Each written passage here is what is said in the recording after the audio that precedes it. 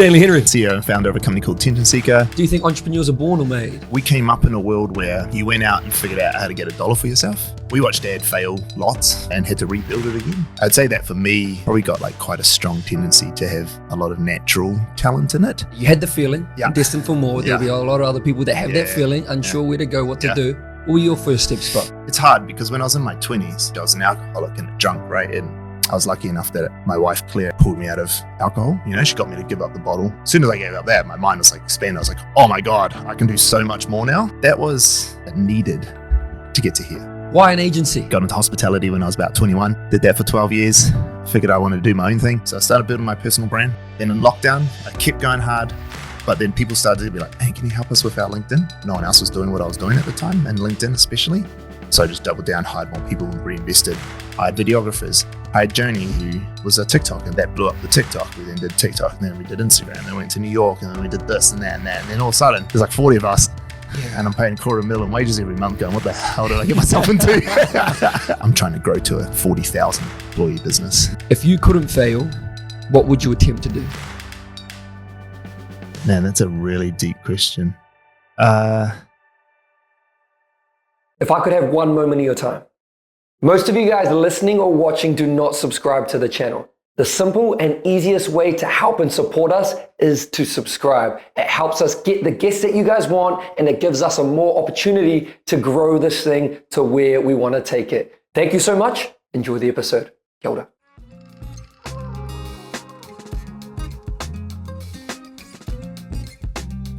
Stanley Henry, welcome to the show. Thanks for having me, brother. Looking forward to it. What do we need to know about you, bro, to know a little bit more about the life you've lived? There's so much of me out there, but at the moment, I'm CEO and founder of a company called Tension Seeker. I grew up out south Manadua my whole life. I got into hospitality when I was about 21. Did that for 12 years. Figured I wanted to do my own thing, and then here we are here. But look, I'm like your classic like South Auckland boy, like half Cook Island. My mum's Pākehā from Waihi, I'm like classic South Auckland boy. Right? Got in heaps of trouble when I was young. Did lots of dumb stuff. Me and my brothers, there's 4 of us. We all did the same dumb stuff. Somehow all of us made it out. Still alive. None of us went to jail. And we're all successful entrepreneurs at this point. What was it like growing up with all brothers? I know no different. So for me, it was just my normal. But 2 of my brothers are older than us. So they are 6 and 9 years older than me. And then me and my little younger brother are 2 years apart. So they're 2 years apart, we're 2 years apart, but then there's 6 years between me and the third oldest. And so it was like a little bit of like, we're best mates, they're best mates, we fight. They hate us for their little brothers and stuff. But it was just competitive, like super competitive, as you can imagine. 4 boys. I'm the biggest of all the brothers. Like I'm like almost a foot taller than them all and about 20 kgs heavier. So I was always the biggest. So at some point in my life, about 17, everyone was like, oh, okay, we can't pick on Stan anymore. Like he's too big now. But then also my brothers we all got our own specialties. My little brother's like awesome at rugby, played rugby semi-professionally all through Europe and whatnot. And then my oldest brother, he's the oldest brother. So, he gets all the credit for being the oldest brother and mum's favorite and all that sort of stuff. And so, yeah, it was good. Like, I love it. Like my brothers are awesome. They're a big part of my life. Like without them, I wouldn't be the man I am today. Yeah, wow. Yeah. It's quite interesting how you're all entrepreneurs now as well. Yeah. Do you think entrepreneurs are born or made? It's a classic thing of everything's great, right? Like people always want the shortcut answer, but actually like everything's great. Like you could be born, but if you were put in the wrong environment, then will you really let that nurture into what it needs to become, right? If you're always shut down and told no and get a job and whatever. But I think with us, there's some natural instinct in a couple of us for entrepreneurship and whatnot, but we were raised in an environment of entrepreneurship. Like Dad was an entrepreneur his whole life. Mum was a real estate agent half her life, which is essentially an entrepreneur at that part of it. So we came up in a world where you went out and figured out how to get $1 for yourself, as opposed to just like trading time for money.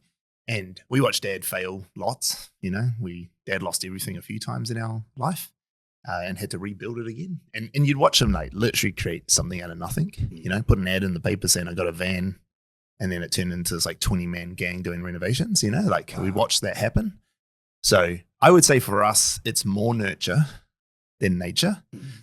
But I do understand that some people are just born with natural abilities who are just better at things than other people.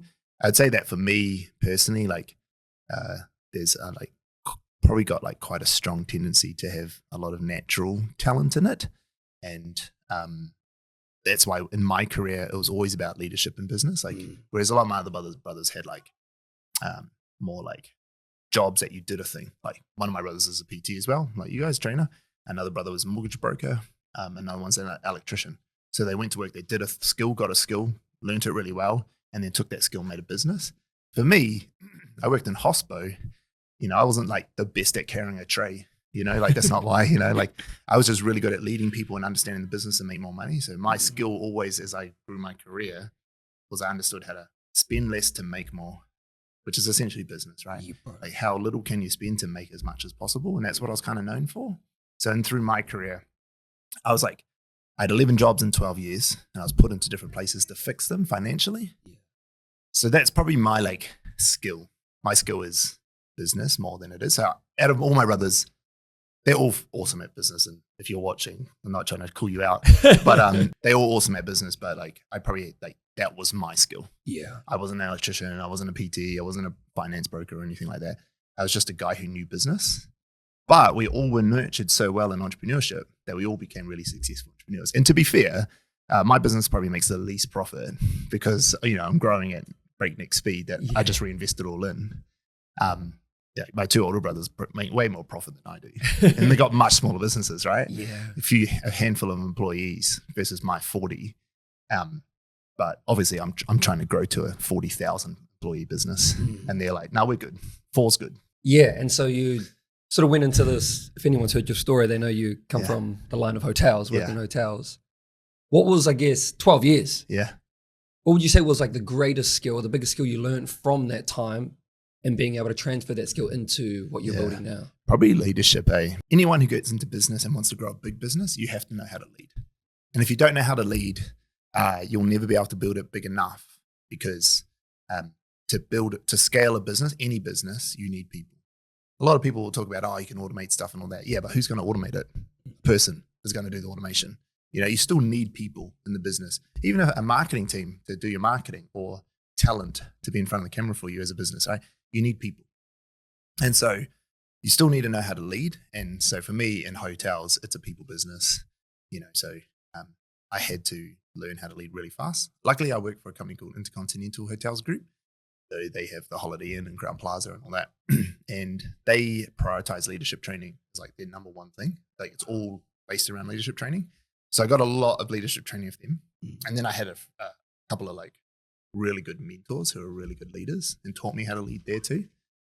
So yeah, it's definitely the thing I've taken away the most from hotels, but there's probably two other things as well. Secondly, I understood, I started to learn P&Ls, profit and loss statements. I got to the point where I could look at a profit and loss statement for a hotel and tell you what the problem was.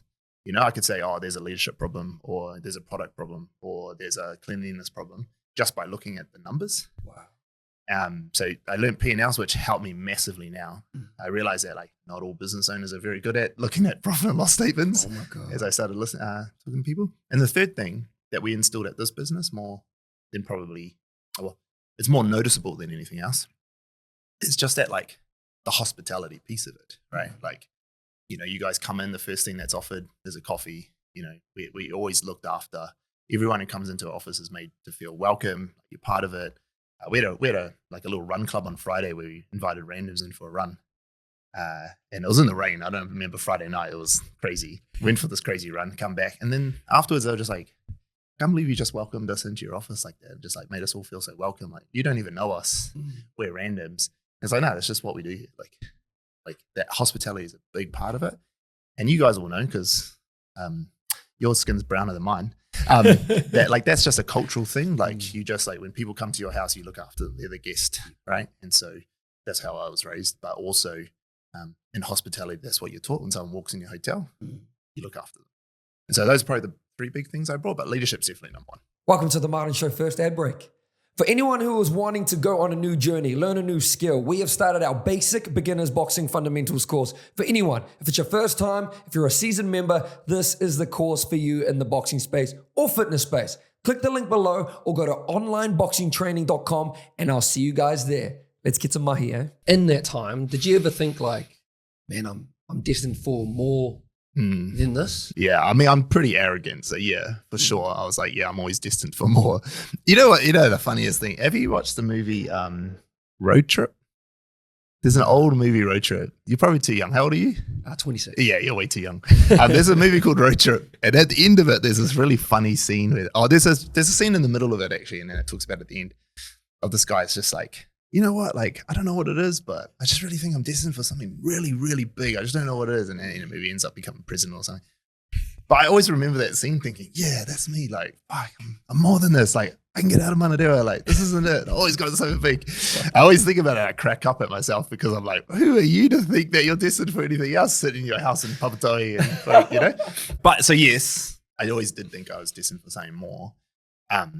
What that is, I don't really know. But also I'm just a sort of guy who like likes new experiences and tries new things and wants, and like I love, especially these days, I love working with people. I love watching them grow. Like Lee, who's sitting in here, has been like a massive journey to watch him grow. And those sorts of moments that we get to see people go from like, he used to pull beers at the at the Kingston Tavern to now he's like one of the leaders in our team. Like that's the cool part. So I love doing that. So now I just want to do more and more of it. And how can I do more? So I'm destined for big things maybe, but what that drove me to do is to do what we've done with Lee and the rest of the team more and more of. What was sort of the first steps in that? You had the feeling, I'm destined for more. There'll be a lot of other people that have that feeling, unsure where to go, what to do. What were your first steps, bro? It's hard because when I was in my 20s, like when I was your age, I was an alcoholic and a drunk, right? And like, I just fuck around all the time, you know? So I think people think that you have this moment of like, I'm destined for more and let's just like take one step after the other to get to the thing. And I just think that's like kind of naive to think about. If I hadn't had all those experiences in my 20s where I was an idiot and I was drunk and doing all the dumb stuff I was doing, right? I was living in the Gold Coast, right? I was a young Cook Island boy living in the Gold Coast. You can make up the rest in your own head. That was needed to get to here, you know? But if I had have just taken one step after the other, potentially I could have still got there too. And I know lots of kids who do that, but to become the person I am now, that's quite reasoned and can kind of see both sides of the story a lot of the time and can see potential in people who can't see it in themselves. That's because that was me. Yeah. Like I was the idiot, you know? And so I don't know if there was a moment where I was like, okay, this is what I'm going to do. But what there has been is I've always been really good in chaos. And I've always been really good in like, here, like things are not going good, get yourself out of it, you know? And so, and like I've been in a few natural disasters working in hotels and things like that. And I've always kind of been the level-headed one who's like, okay, cool, this is what we got to do. Like, blah, blah, blah, blah. And so because of that, like every time throughout my whole life, even when I was drunk and doing dumb stuff, I just knew I've got to like take these steps to get to higher ground so I don't drown. And so those are things like climbing my ranks in hotels, even though I can't remember turning up to work some days, you know, because I was too drunk. Or like when I started this business, it was, you are going to meet with 20 people every week randomly just to try and move the business forward and all the steps you got to do. So I don't know if there was a moment of realization. There was just like a bunch of things I just like have always done. I've always been in action. I'm either doing 0 or I'm doing 1 million. Like I'm not ever in the middle. Yeah, bro. So I think that's been the difference is that I haven't gone, oh, inspiration, let's fucking go. I've just gone, okay, I'm gaming, doing nothing, or I'm conquering the world. Yeah. And it's always been that. And so I don't want people to get a false sense of like idea that if you just believe it, you can go do it because you just don't have the experience or knowledge to go do it. So what you have to do is just go do lots of stuff. Yeah. And I think that's the difference is that we talked about last week on Friday with the team about perfectionism and how perfectionism and these sorts of things, they're roadblocks. They stop you from doing action. So my secret was always this, I did lots of action. Lots of it was dumb. Lots of it was empty bottles. But because I did so much, I just learned so much more. And then eventually at some point, I was lucky enough that my wife, Claire, at the time, well, she was my girlfriend at the time, like pulled me out of alcohol. You know, she got me to give up the bottle, which then as soon as I gave up that, my mind was like expanded. I was like, oh my God, I can do so much more now. Wow. And then boom. And then we're here today. Yeah. Slight changes of habits, leads to massively. Yeah. Well, then that goes into, I guess, the birth and the beginning of the attention seeker. Yeah. 6 years ago. Yep. Pretty much. Yeah. And you brought Claire along that journey with you. Yep. Your wife. Why an agency? How did the birth come along in there? Again, it's one of those things like people want to know, like, why this, how this. It just happened. It just moved. I just moved. It was just action. Like, so like, I'll take you through the steps. We moved back in October. First of all, January 2019. I was sitting in India, first holiday I had in a couple of years. Me and my wife were at a mate's wedding, getting emails from the owners of the hotel I was managing saying, where the hell's Stan? He's screwed the hotel. Little did they know that hotel in January would go on to make more profit than it had done in revenue any year before. So it was just like crushing it. I was like, screw this. I'm going to quit. I'm over it. I'm over it making other people money. I then got an email from my brother just randomly saying, come home. You guys can work with me in my mortgage broker thing, blah, blah, blah, blah. So, okay, I'll take it.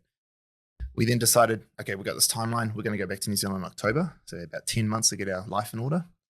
By the time I got there, I realized I don't want to be a mortgage broker, but Claire wanted to give it a crack. I decided I don't know what I want to do, but I know I can do more than being a broker. So I'm just going to build my personal brand. So I started building my personal brand. So from October 2019 to March 2020, I just went hard. And then we got lockdown. Then in lockdown, I kept going hard. But then people started to be like, man, can you help us with our LinkedIn? Like, you're so good at it. Like, can you help us with ours? Okay, cool. You're going to give me some money? I'll do it.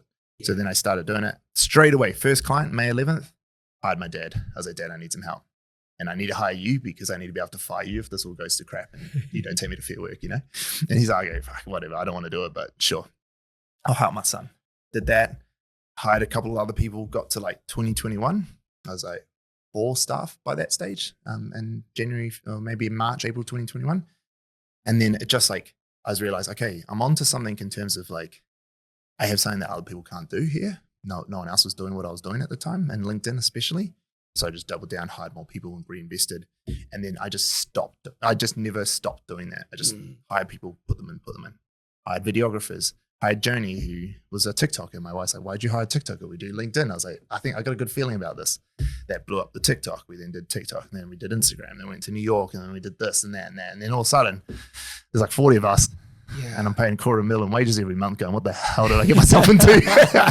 Wow. I think it's a great example of you don't need to have it all figured out. Nah. You just need to move and things will pop up. Like even for myself and my brother, we're constantly thinking like, I need to do this, I need to do that. Nah, just go. One step. Just one step, One step. Even if it doesn't work, you'll know. Just keep going. And like that doesn't work is a really good thing. There's lots of stuff I did that doesn't work, and I don't have time on this podcast to go through them all, right? But that's just the wrong way to look at it. They were just one step towards the thing that did work. So, well, if I didn't do that, I wouldn't have tried to fix it and do this, which worked. This made me $1 million. Maybe I lost $100,000 over there, but I made $1 million here. But I only got to that $1 million because I lost 100 here. You know what I mean? Yeah, bro. So yeah, it's action. Just move. Was there a moment that changed everything in regards to, I guess, the claps that you were getting? Like when you started, just you, Claire, not too many claps. You go, you move, as you say. Yeah. And then all of a sudden, I don't know, a few other claps might happen. Was there anything, like Alex Hormozy has this great quote, and he's like, people only root for people when they don't need it. Yeah. And so for you now, you probably don't even need that many claps now. You're going regardless. But in their earlier stages, when did things start shifting and I guess the validation started coming? Yeah. The praise started coming? That's a good question because I think I know the answer to your question. However, we've never sought validation. It's actually a real big core pillar of our business. So we've got 3 core pillars as values for our team. They're, funnily enough, a dick growth challenge. And they are dick growth challenge, so they're easy to remember. But it's don't be a dick, grow or die, or challenge the status quo. And a dick is not about, so what is it to be a dick? To be a dick is someone who needs external validation, who needs things to be personal, who needs things like needs people to clap for them, needs people to go, you're awesome. To not be a dick means that you're doing it for the team, you're doing it for your people around you, your peers. You don't do it for external validation. You do it for the fact that you love doing it and that you just want to try do your best. And so that is like a true thing. Like if you ask a lot of my team, like they're like that. And if you're not, you quickly become that because the team doesn't let you not. Otherwise you're gone. You'll quit. So it's not that we it's not a moment that was like, oh, we got external validation, therefore I feel validated. But there was a moment in 2023 where we got asked to take over the socials for One New Zealand. And that was a big moment because not only did we crush it when they won an award, everything, like it went off this mean tweets thing that we did. But it was the first time that we were fully given complete control of a huge brand that's nationally recognized at a pivotal moment of their brand changing from a legacy Vodafone to One New Zealand. And then we absolutely crushed it.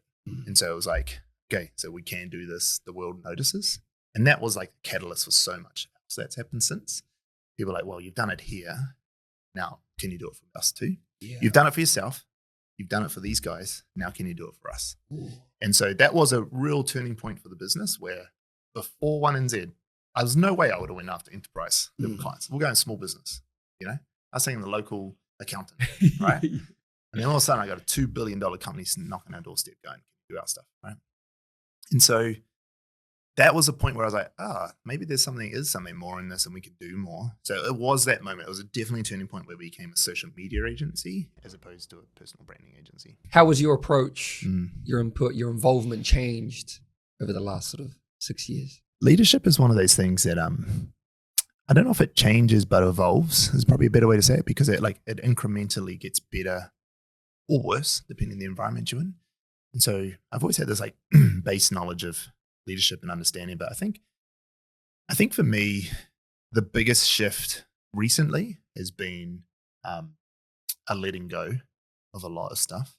We've got layers to the team now. We're really flat before for most of our life as a business, but probably in the last like 6 months we've it's turned into a classic pyramid, me at the top, filtering down.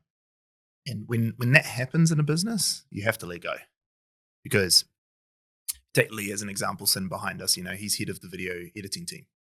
And he looks after those guys. And it's a leadership role that he's grown into.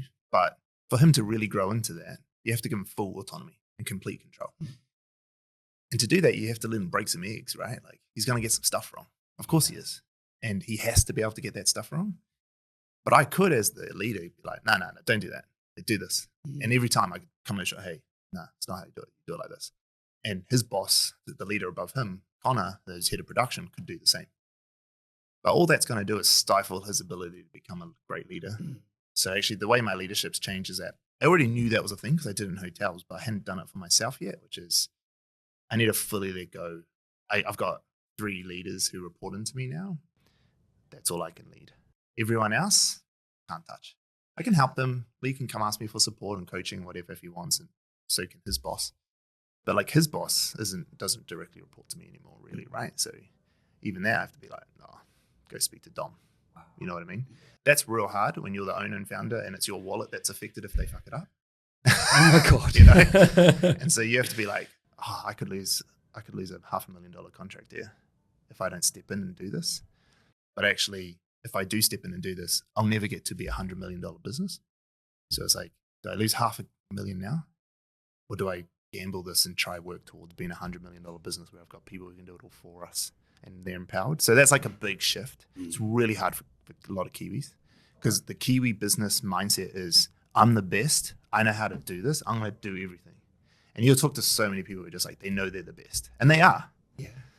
But the problem is like, one best person can only move so fast compared to a team of kind of best people, right? Like my team, like everyone talks about A players. Yeah. But like, honestly, you can't have a team of A players all the time because they eat each other up. And I just don't believe in it. I think what people who have a team of A players, what they've really got is they've got a team of B players who are just led the right way. And they just got a team who just gels. Like our team aren't the best at anything they do. And they will put their hand up and they say, no, I'm not the best. Lee's not going to sit there, I'm the best editor. He's never. But collectively, we can do shit that no other team can do. We can make things at scale that no one else can do.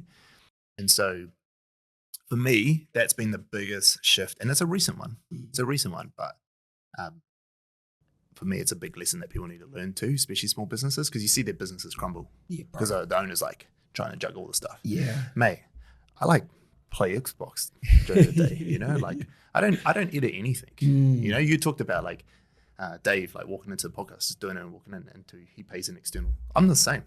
Like we're going to walk out of here. I'm going to go straight into another meeting. I had no idea.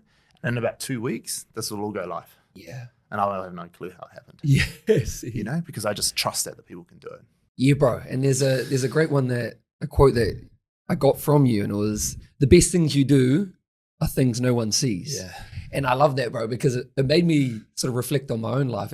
Because when I think of that, I think of the mahi, I think of the work. Yeah. You know, what is done in the dark should be shown in the light, that sort of thing. Yeah. But when I thought of that, bro, it's sort of what you're saying. It's actually the way that you treat people. Yeah. And it made me think in my own life, like, how do I treat people when no one's watching? You know, and you've brought this into your team culture, and you've taught them by teaching them how to talk to people. And so I wanted to ask you, do you feel like we struggle? Do you feel like people struggle to talk to one another? Communication is definitely the biggest problem that most businesses face. I reckon if you went into any business and they had any challenges, it would come down to a communication problem. It's a transfer of knowledge and ideas that people don't have. And that happens in the real world too, when you're just meeting people the first time. It's like, how do I communicate with you? Because I don't know your values. I don't know what you're trying to get out of this relationship or this conversation. So therefore I feel guarded to be like, well, what do I say then? If I don't know what you want, what do I say? And by teaching the team that, like, actually to find out what they want, you have to ask. It seems obvious, but so many people just don't do the ask. And so like my team have, they know, like, if you walk through that door, like you saw Lee, he ran out, come up, shook your hand. Like that everyone would do that. It's not just a Lee thing. Like everyone in the team knowing that they're about to meet with you. Connor came in, his boss, check on you guys. Hey, say hello. Just that instance, like make the first move. Like go and say hello, get to know people, ask them what they need. How can you help? What is it? When we have networking events and getting people to do stuff, if we have an event here, my team know they're going to get told off like massively if I find them standing on their own, not interacting with people who've come into our place. And so like they're told, if you're on your own and someone walks through the door, you run to that door, you grab them, you meet them, you introduce yourself, you give them a drink, give them some food, come introduce them to other people. The guys know it. They know when, like, I say, like on Friday night, I was like, this guy down here, I was like, what the hell are you doing down there? There's people up here. And he's like, oh shit. And he just runs up the stairs, you know? He's like, oh shit, sorry. Runs up. That thing, that whatever that is, whatever the label you put on that is a skill that it takes a lot for the guys to understand why I've done it. And so that's the thing they don't see. They don't see why I've done it. And actually some of them never will because they can't. Luckily we have guys on the team who are quite emotionally intelligent, that they understand the things going around them. So they talk about it the rest and then the rest come on board. But I don't need, like, I'm not a dick, so I don't need that validation from everyone. I just need to know that it's happening and I can see the signs of it. When I saw Lee come out this morning and shake your hand, I was like, cool, another tick in my head that this is working, you know, because that's what we want. I don't have to tell Lee, hey, by the way, make sure you introduce yourself to our guests. He's like, no, I'm there straight away.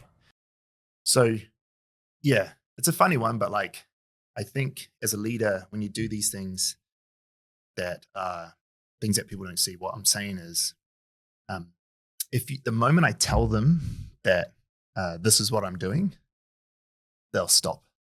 You know, it's like when your dad tells you you have to do something a certain way and it gives you the whole reasons. You're like, you know, I'm just blah blah blah. So you kind of have to do these things under the radar. They know I'm telling them to do this, but they don't understand that. Like Lee understands I'm telling him he needs to go network with people. He gets that. But he doesn't, or initially he does now because he's listening, but also he doesn't, when he's doing that, he doesn't realize the ramifications later on in his life. He doesn't get that straight away. Wow. That's something that comes later on. That's what I'm actually leading him on. Wow. So yeah, people aren't very good at talking to people. Communication sucks. My team sucks at communication a lot of the time. Like we really struggle with it sometimes and we spend heaps of time training and coaching ourselves on communication. So if we're doing that and we still have problems, what about the teams who don't do that? Oh my God. Yeah. Speaking of teams, speaking of people, 40 staff now. The goal is 100. You know, the long-term goal is you leave that global domination. Yeah. But speaking of some of those big podcasts that we mentioned off air, of the big CEOs, the biggest thing in business that they all talk about is hiring. Would you agree? Yep. I think hiring's a super important part. I think the way they think about that when you go, oh, we need to hire the good people, hire right people, is I think it's important. The reason I'm hesitating here is that I think it's sometimes misconstrued as I need to get A players, as we talked about, in the door. My advice to most leaders is that, especially when you're smaller, is that like you don't find diamonds out in the wild shiny. Like they're just not. You got to you grab them, you polish them up, you cut them right, you nurture them, and they become these shiny objects, right? And so if you want to go and get this like beautiful staff who are amazing, who do all the things, you can't just expect to find them like that. Even if I went out now and I got the best content creator in New Zealand, and I said, cool, I need you as part of my team, they would die. They couldn't do it. And the reason is that their skill set is real hyper niched into the thing that they've been doing. They don't know the environment. They don't know the pressures we're in, the stress that we're in. So they're going to come in as the best content creator in New Zealand. They come into our team and realize, shit, I know nothing. And is that a bad thing? No, it's not.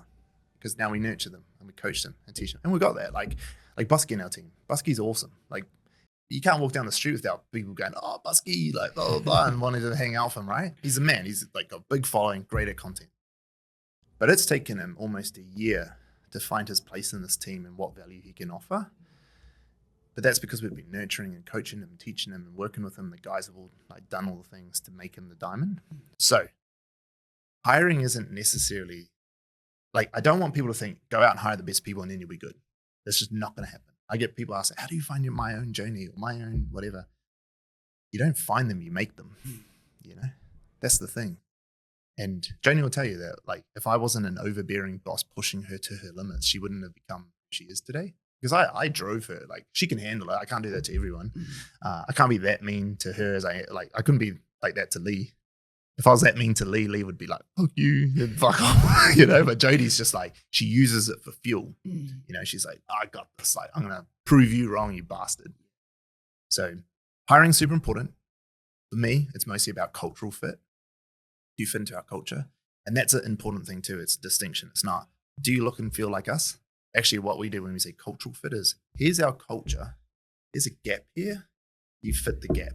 Wow. Because if you don't, then you just look like everyone else and I don't need you because I've already got them. I need diversity of thought. I need people who can show us new ways of doing things and grow us as a team. And if you look at our team, you see the lineup of our team, like it is a diverse team of misfits who just like, we assembled right into the Avengers. It just really is that.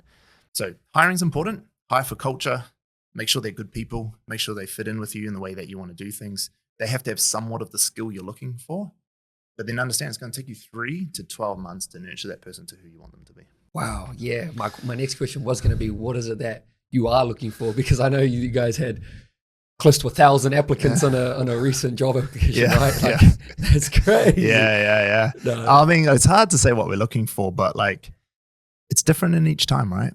Like Tyler is a good example. When Tyler came to interview, there was a moment in the group interview. So we did group interviews for the first interview for a lot of our roles, which we bring in like 20, 30 people who applied, interview them all at once, make them do shit together. So essentially Hunger Games. It's great. Tyler like said one thing, like we're all going through and Tyler's like, well, like who's your, I think the question was, who is the most important person in your life? And she said her grandma, and she told us the story about her grandma and why her grandma was the most important person in life. And like, oh my God, it cut us all deep. Like we're like, oh my God, I love her. And we're like, we need that. We need that caring, green personality type in our team because we're all too like highly strung, like reds who are like dominant, and then these yellows who are just like playful and happy. We need someone who cares. We need this person like that, right?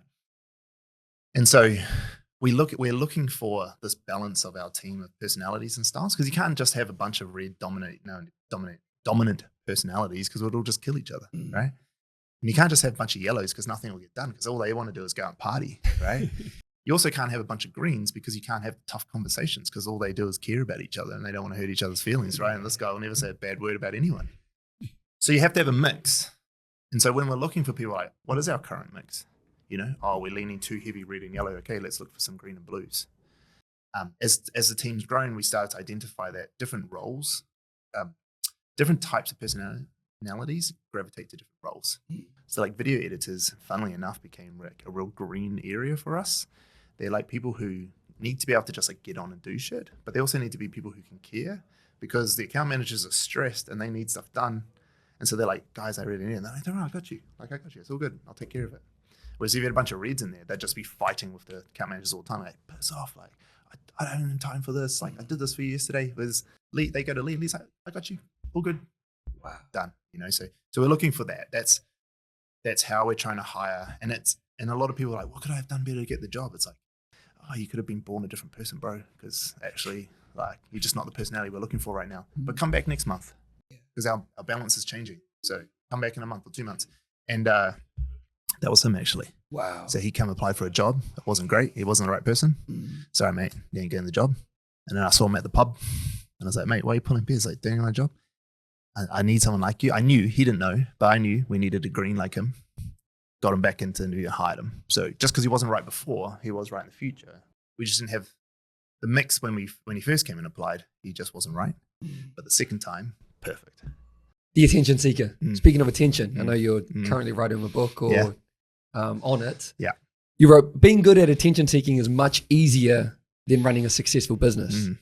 Do you think people worry too much about trying to create attention as opposed to focusing on building a business? Yes and no. I think that a lot of people want to be famous for the sake of being famous, and they think the things will come from that. And look, to a certain extent, it will. Like, to a certain extent, if you just get famous enough, money will come your way because you've got attention now, and other people want it, so they'll pay you for it, right? That'll happen. I think that when it comes to running a successful business, you see a lot of like people with good brands trying to run a good business, trying to run a business, but they're just trying to make a quick dollar. How fast can we make money? Fast money is never good money. It's never good money. It's never been good money. It never will be good money. And so, they'll do the $49 PDFs, right? And look, there's nothing wrong with that, but it's quick money. As long as you understand when you're doing that, you're raising capital. So if you're going to do the $49 PDF, understand it's a short-term project to fund something else. If you go, no, this is my business, I sell PDFs, right? Like, if all you did was sell your training plans online, that's all you did. It's like, bro, you're going to die soon. Like, your business is going to fold. But if you did it as like a capital raise to do the next thing, to pay the bros $7,000 a month to build your podcast that was going to make $1 million, okay, cool. Fine, I got it. It's a seed, capital raising, do the next thing. Or I'm going to do this to hire some staff to do the next thing. And I think that's the problem that we get into, is that people build a brand. They go, shit, how can I quickly monetize this brand? Go out and monetize it. But they do something really cheap and nasty, which to a certain market is good. But for a long time, it's like, oh, is that all you do? Is that you got no other, bows or any weapons in your arsenal? And so for me, learning how to run a good business means that I know how to grow in stages. I can build this for the long term. And longevity is all that matters in business. Like, if you just stay in business long enough, you will be huge. Most businesses only last a few years, if that. So my point of the story is, go get attention. Great. I'm all for it. Get as much as you can. If you're going to make some quick money, fine. Understand it's quick money. It's only going to last a little bit. Use that money to reinvest and slowly build for the long term and constantly change what you offer. Our first product was LinkedIn outreach. So we used to get people's LinkedIn profiles, sign into them, send people cold messages on LinkedIn. That is scammy as hell today, if you do that today. Back then, we were doing like 100, 200 a day for people. It was proper spam. But I knew it was quick money. I understood it was. And I knew I can't do this forever. This is never going to last. I'm going to ruin this anyway, because I'm going to do so much of it. It's going to ruin it. So that's when we reinvested, hired more people, started writing for people, started making videos for them. Oh, TikTok. Oh, Instagram. Okay, build. All of a sudden you got an agency. And look, we can still fall over because we're still a little bit, there's still stuff we do today that's like, man, if we're still doing this in 5 years, we've lost. We're just doing it because we need the money right now to build for the next thing. Yeah. So attention is important. Everyone should be going after it. But actually just like learn the fundamentals of business and grow it and understand that business needs to grow constantly over time to be successful. Welcome to the Martin Show First Ad Break. For anyone who is wanting to go on a new journey, learn a new skill, we have started our basic beginners boxing fundamentals course. For anyone, if it's your first time, if you're a seasoned member, this is the course for you in the boxing space or fitness space. Click the link below or go to onlineboxingtraining.com and I'll see you guys there. Let's get some mahi, eh? Wow, yeah, it's creating attention and then being able to capitalize on it, right? It's the difference between, I guess, brand awareness and then converting leads, and what you're offering, as you say. I think that's what most people struggle with. That's what I think I'm in that area there. I think the conversion point, that's a whole nother conversation where it's like, how do I take this attention and convert it? I don't know if that's necessarily the problem. I just think that you first get this attention, you're 50 episodes in, you build this thing, you've got this brand, and then you think, oh, cool, I need to convert it. I need to be like these guys over here who are crushing it. But like we forget, like as we talked off camera, Joe Rogan is like hundreds of podcasts in before anyone even took notice. Darius CEO was the same thing, right? So it's like, don't compare your day 0 or day 50 with someone else's day 1,000. Like it's not the same. And if you understand that, you realize that, okay, you talked about the plans that you guys are selling now, or the online coaching. That's great at the stage that you're in, but you just need to understand that that's not going to go forever. That you're going to have to build out of that, do into different things. You can't have this show and all it does is sells online coaching plans. Like, it's just not right. Absolutely. You're going to have to evolve it, right? So as long as you know that, you take the money from the online coaching, you reinvest it in the show, make the show better, and get a bit broader audience. Don't worry about the conversion piece when you're starting out. If you have to worry about the conversion piece too much, then something's going wrong. Like for instance, you are freelancing and doing all this other work, coaching and everything on the side to fund all this other stuff, right? You fund your life so you can do this thing. Cool, stage 1, do all that. And then as you build, like I would just do that as long as possible till someone else tells you how you're monetizing it. Like it's way better when you've got so much attention, other people come to you and go, hey, how about I do this?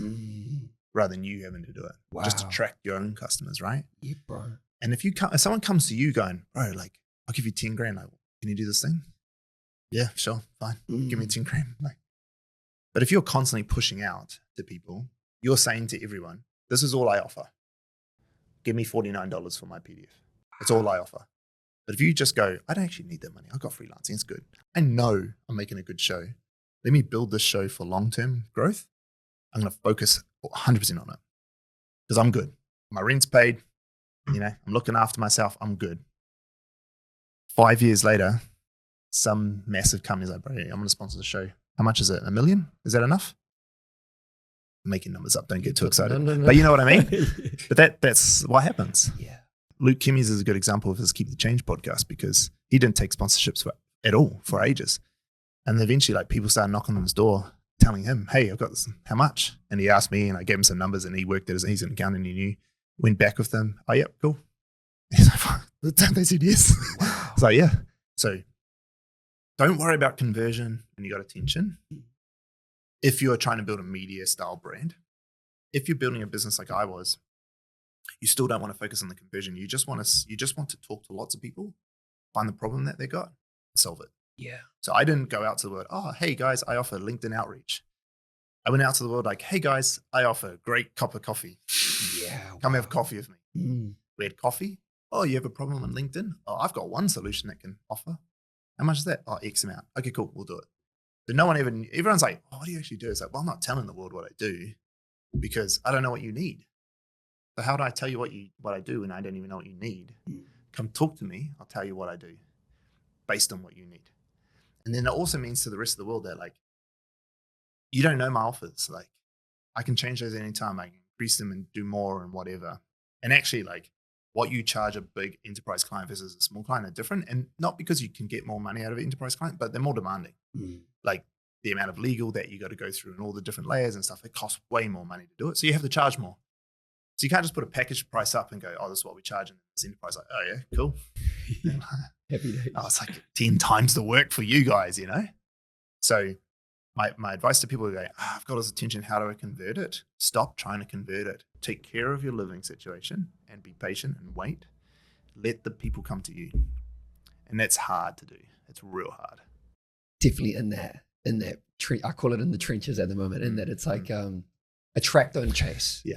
I want to go to sort of your health journey. Yep. You've discovered this love for running. Yeah. I don't love the strong word. Yeah. Running 18Ks. I'm like, man, that's impressive. Yeah. My question is, it's supported your mental health as well. Mm-hmm. Where do you feel like you've lacked in or you've struggled with in regards to, I guess, you're in the health department for you? So I've always talked about this, like these 3 pillars: love, wealth, health, right? And it's like they overlap, and you can't do all of them perfectly all at the same time. You can't just invest all of them because you got limited resources and time. And I was just never going to sacrifice love because, you know, I'd had relationships in the past where I'd done that and it doesn't work out. And Claire doesn't deserve, you know, she deserved more. And so I made a commitment that like she needs it or needs me or whatever, she's got it. So that was it. So I couldn't play with that one. Then I had wealth and health to play with. And well, actually, to give stuff that Claire needed, I needed money to be able to do that, right? For the roof over our head and look after us and feed us. And I told her I was going to build this big business, so I need to do it. So for a long time, those are my two focus. And so health always came third. And it's real easy to just like not go to the gym to take a phone call for a client, or Claire's saying, hey, I'd really love to have dinner with you tonight at home. Okay, cool, fine.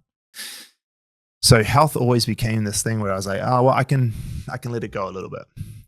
But then obviously when you can repeatedly do that to your health, it like takes a big hit and you start getting worse and worse and worse. And then from 2017 to about a year and a half ago, like I wasn't drinking, right? I gave up the drink. And then I'd have a couple here and there for like celebrations or whatever. But we went to New York a year and a half ago for the first time. And the whole 3 months was a celebration, right? And so I was drinking and we're having times. And we weren't excessive, like it wasn't back like the old days, but we're drinking a lot, like as a regular occurrence to celebrate something, have a margarita here and a wine here and we're doing out and stuff. And then we came back and then that sort of like for a year that continued. So after 5 years or whatever, it was 4.5 years of building this business. Well, at that time, 4 years of building that business, plus a year of now drinking more than I ever have for a long time. I got to a point at the end of last year, end of 2024, just going, man, my health is like hit rock bottom now. Like I was 115, almost 116 kgs. I was super unfit. Like I just wasn't good. I felt like crap. Like my head was foggy. I just wasn't there. And so although for most of my life, I'd kind of had a balance where I could like get away with it all, you know, like I've always been a big dude. So like I could kind of pull off being a bit fatter because big enough to sort of pull it off. But then like end of last year, actually, no, sorry. Like we started running last year and then these guys here started going to the gym and it started to inspire me. And then I'm being back. So there's all these things happening like, okay, all these people I want to hang out with are exercising and running and stuff. I'm still drinking. I'm still not really turning up every day. I have to make a change and I have to go all in. And I'm one of those guys, is, like I said before, I'm 0 or 100, no in between.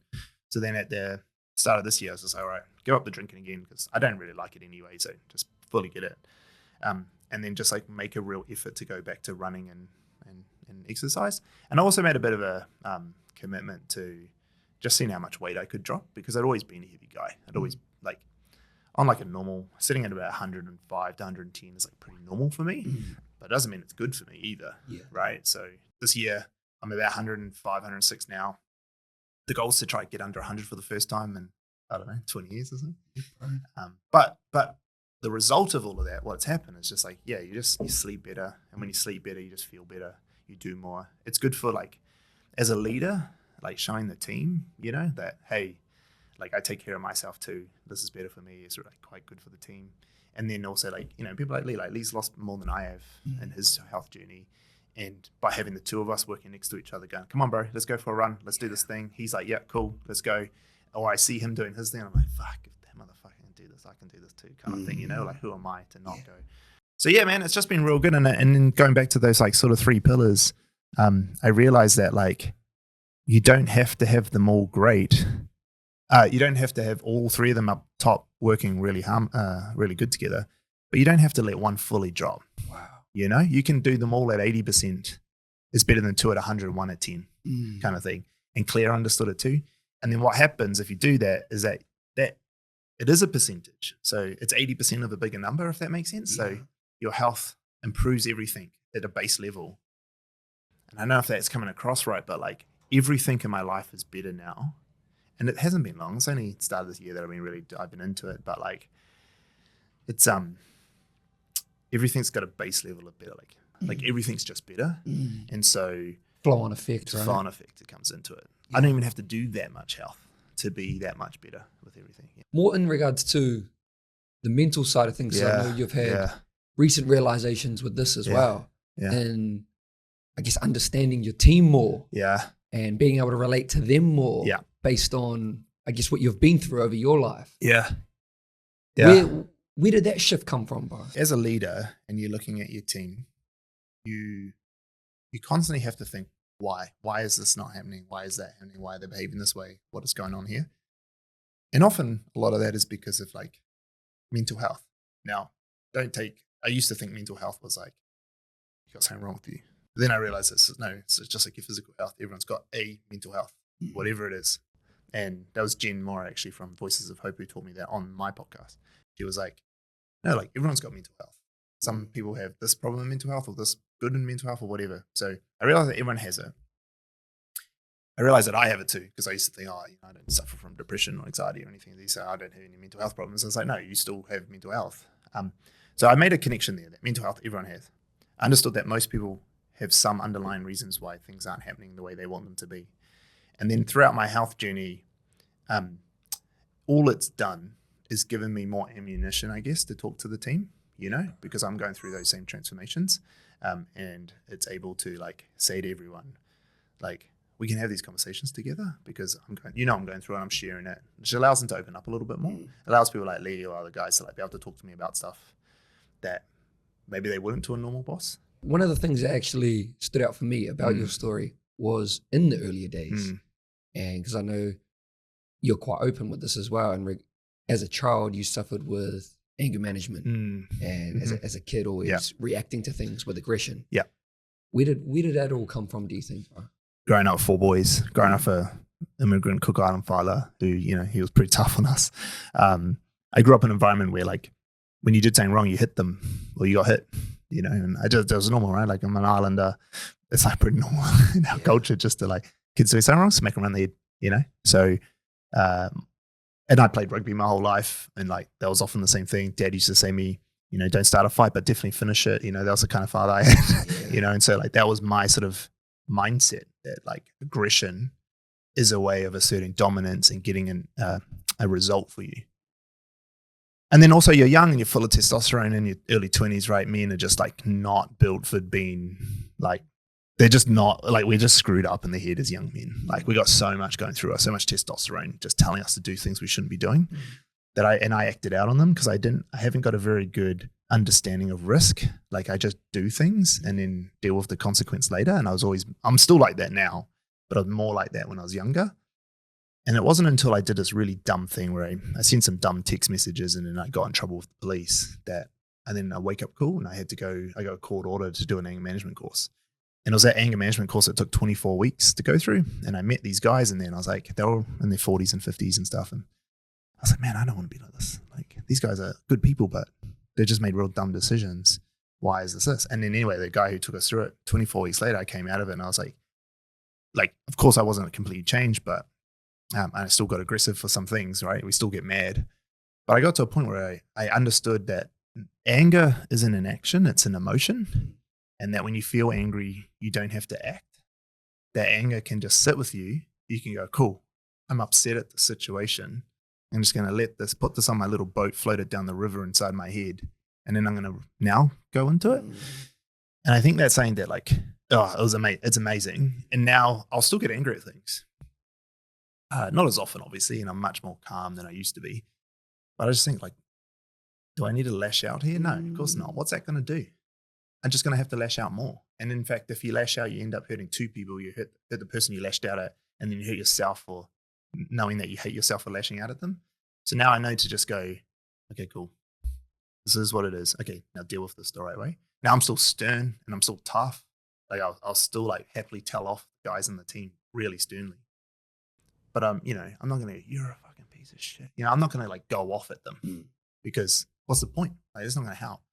But I still need to be stern. So you got to understand there's a difference between being like quite stern and strict versus being aggressive.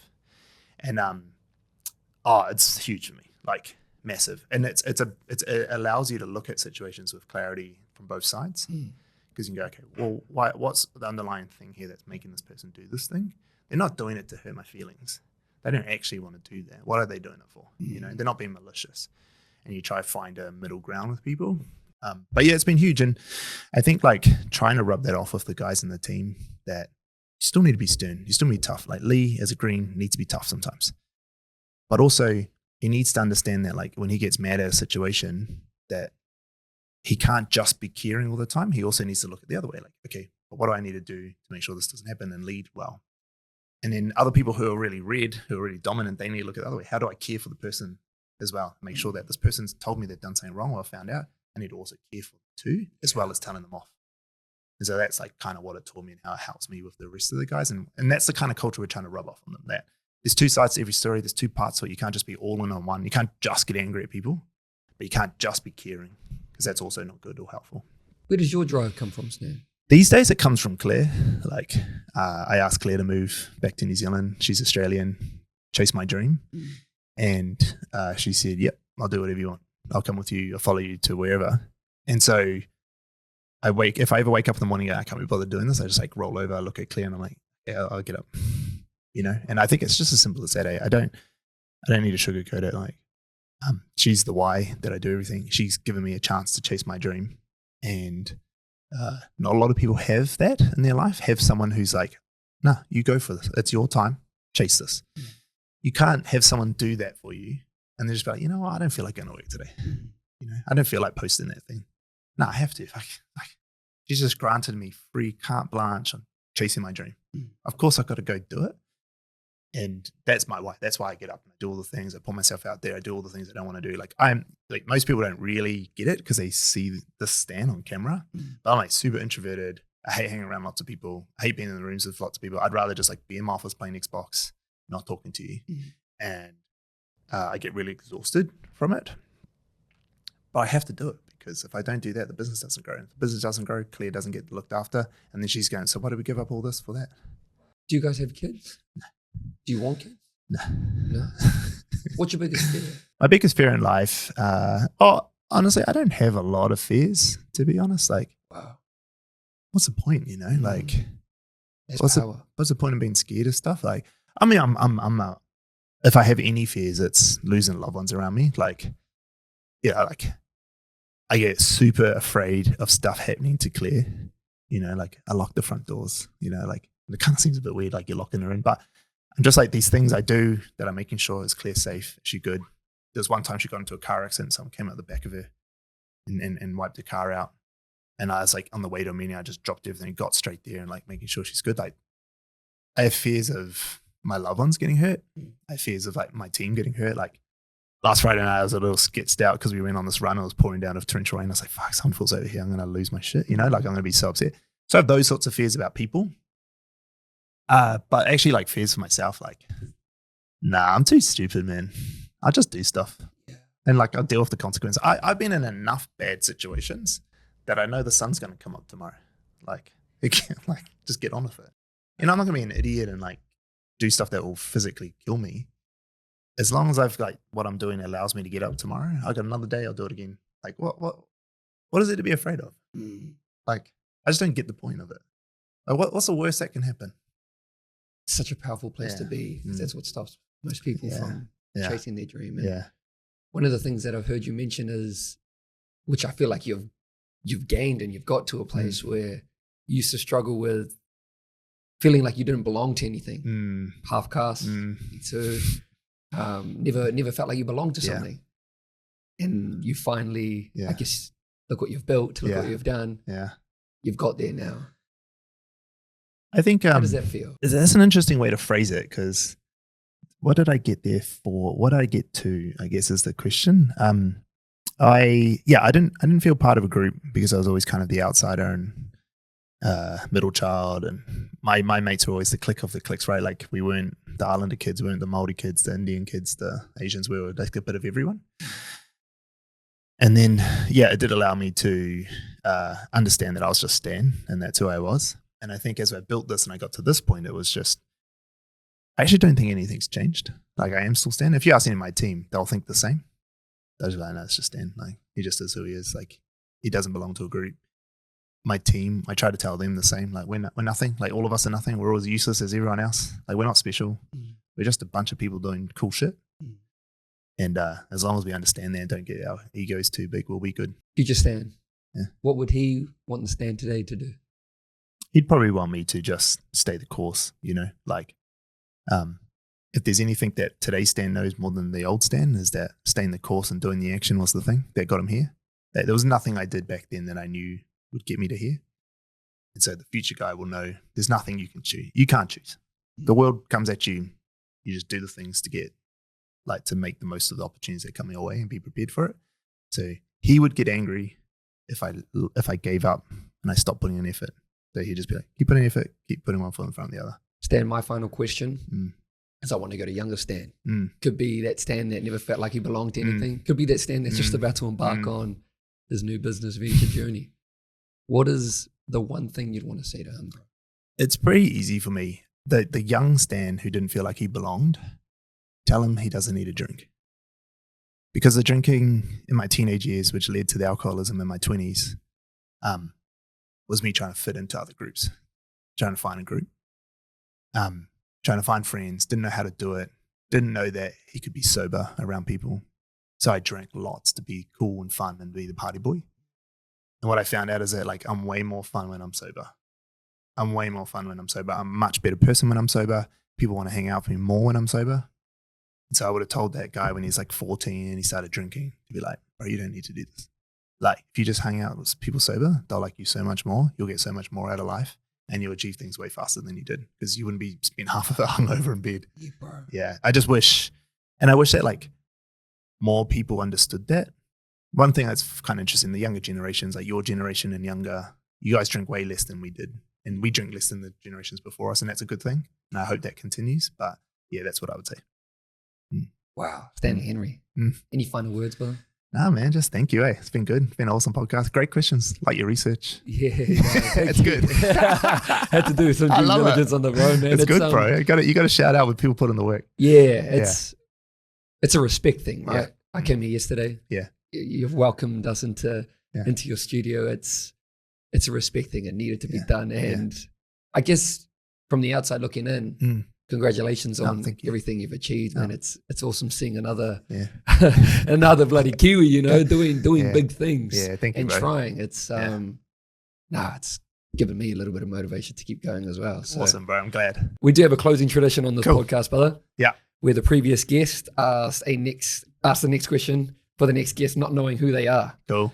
So the question for you, it is a bit of a Dara the CEO. I love it. That's great. Stan, the question for you today is, if you couldn't fail, what would you attempt to do? Man, that's a really deep question. Man, if I couldn't fail, what would I attempt to do? I mean, there's probably like something dumb like trying to go to space or like some dumb stuff like that, right? And there's heaps of things that I'd love to do, like, I'd try to become an All Black, or I'd try to beat the Usain Bolt's 100-meter record. I can't fail, so I'll do it, right?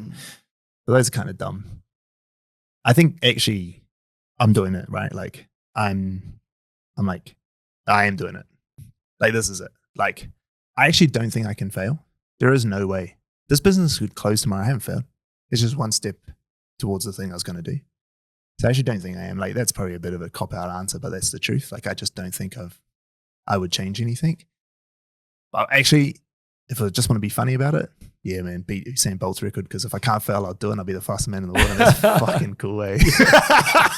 I love both answers, bro. I love both answers. Stanley Henry, man, where can we find you, bro? Oh, mate, just Google my name, Google Attention Seeker. But if you want to follow my journey, probably LinkedIn's probably the best place. Well, that concludes another episode of The Martin Show. Team will drop Stanley and the Attention Seeker, all their details below. You probably already follow them. And we'll drop The Martin Show somewhere around here. Make sure you subscribe to the channel. We'll be back next week for another episode. Modi ora, kia ora.